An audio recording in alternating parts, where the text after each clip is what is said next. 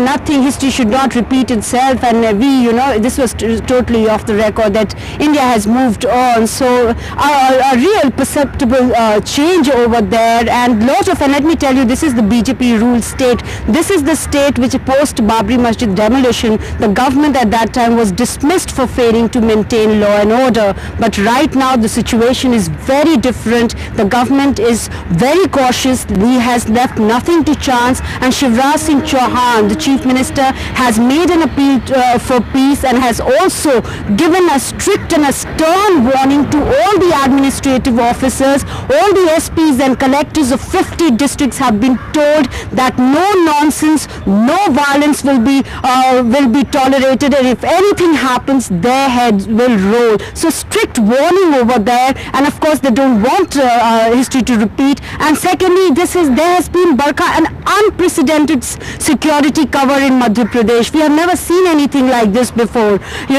Over here 50,000 police personnel have been deployed. The pillion riders have been banned in the evening, night shows have been banned, and also I just took a round of the city, Bhopal city, and everything has come to a standstill. Shops have shut down. You can hardly see people, but it's not because they're anticipating trouble, because they want to watch the news. As I talked to some of the people, and they say that this is a big day. And let me tell you, if 1992 was a divisive moment, but perhaps today will be a very unifying moment for people in Madhya Pradesh and all across India.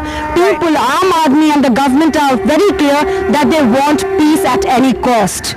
Well, we're hoping that indeed is the case, Rubina, that this is a day, as we've been saying, that is a watershed, no matter what the verdict says, and a test really for India's secularism. And as we've been saying throughout the day, we believe that peace will hold, that India will and has stood together. And let's take you through some of the appeals for calm and unity that have come across the political and the social spectrum.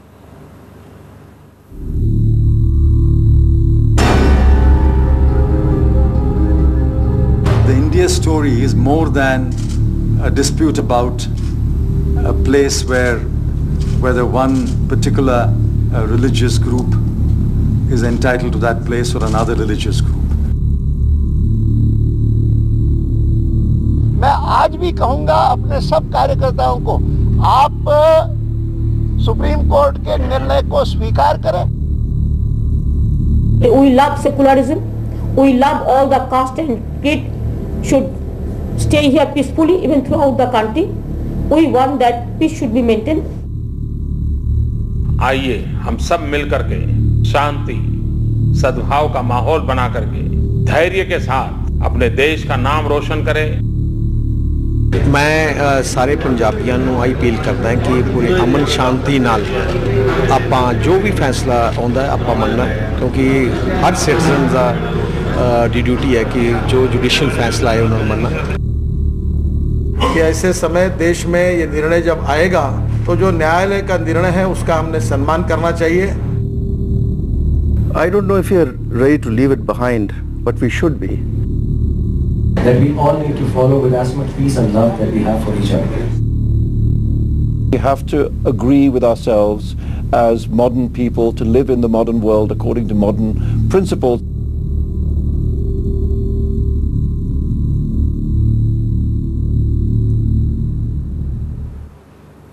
And one of the things that the court will have to decide today is how far back in history does it travel? Does it travel back to 1538 when the first claims are made by believers that a temple that stood there was brought down by Babur? Or does it travel back to 6 December 1992 when the law was clearly violated and all constitutional guarantees broke down as the demolition took place, and even evoked L.K. Advani to describe it as the saddest day of his life? Of course, we should underline that what the Allahabad High Court will be deciding on today is not connected to the demolition of the mosque on the 6th of December 1992. It has actually nothing at all to do with justice or answerability or accountability in that particular case. Today, the Allahabad High Court is essentially looking at 4 title suits to determine who owns the disputed structure and the land around it. But of course, just to take you through the 4 title suits that will be decided on, if we can bring up these graphics one by one. The first title suit in this case was actually filed on the 16th of January 1950, and it was filed by one Shri Gopal Singh Visharad, who's died since then, and the case is being now followed by his son. The relief claimed in this title suit was that Hindus be entitled to go and visit the disputed site and worship the idols without any checks or obstructions. Also, the relief claimed was that prohibitory orders must be issued to prevent anyone from removing the idols.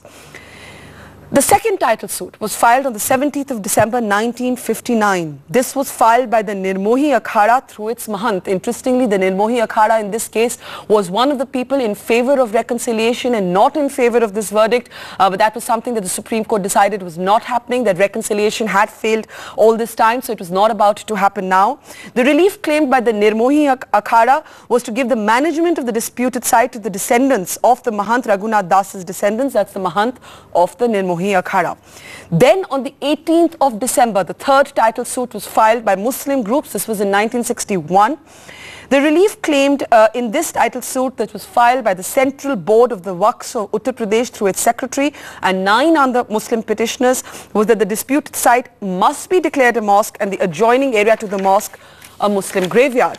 The relief also claimed under this was that the possession of the